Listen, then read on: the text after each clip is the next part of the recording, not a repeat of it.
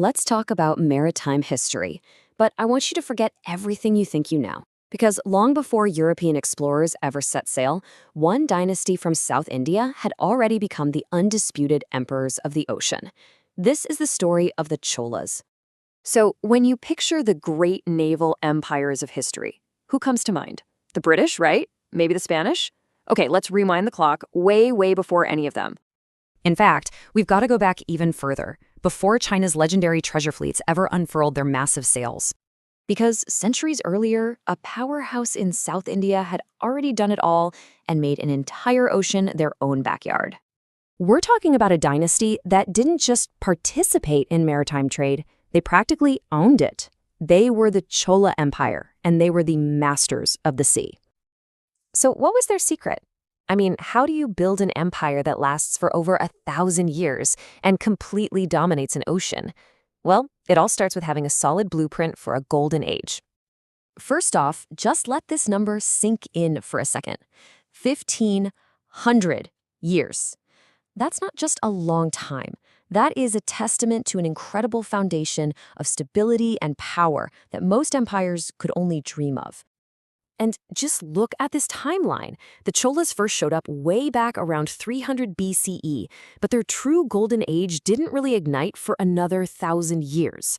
It was under legendary kings like Rajaraja Chola and his son, Rajendra, that they really transformed into this massive imperial force.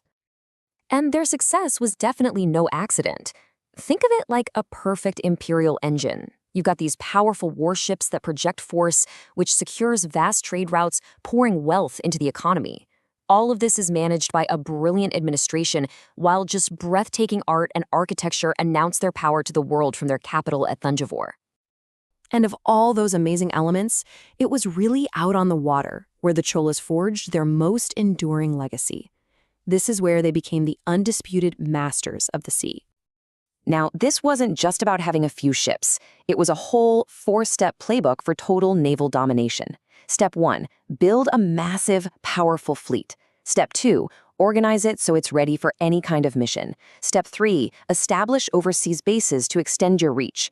And the ultimate goal? Step 4, control every single major trade route. And oh boy, did they control them. This chart just gives you a little taste of their reach, a trade network that stretched from China through key hubs like Indonesia and Malaysia, all the way back to their home ports. The Indian Ocean wasn't just a sea. For them, it was a Chola lake.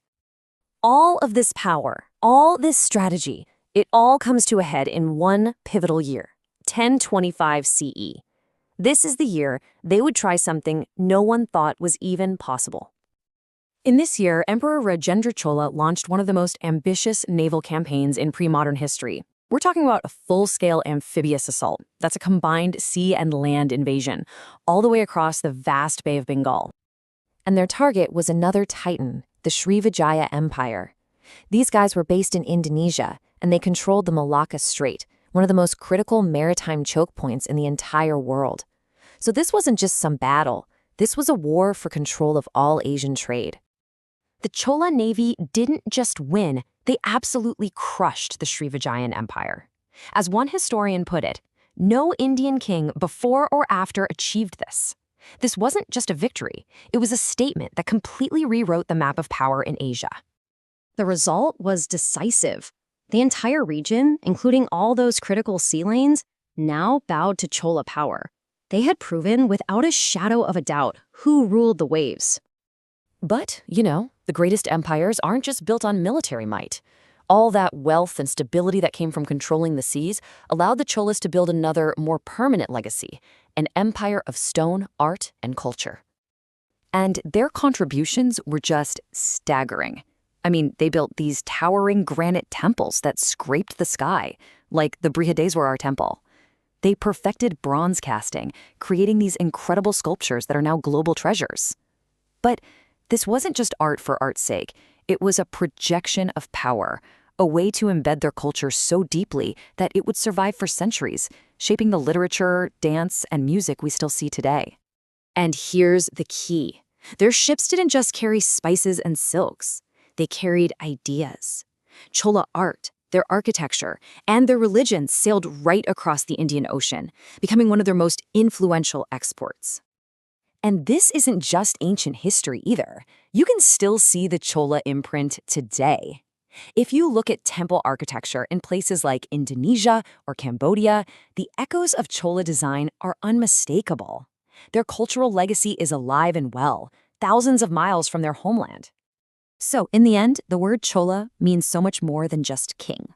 They were a civilization that mastered the seas, created timeless art, and built a vision for an empire that shaped an entire era.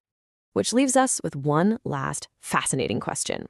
After everything we've just seen, their power, their art, their thousand-year reign, why is this incredible empire so often left out of our history books?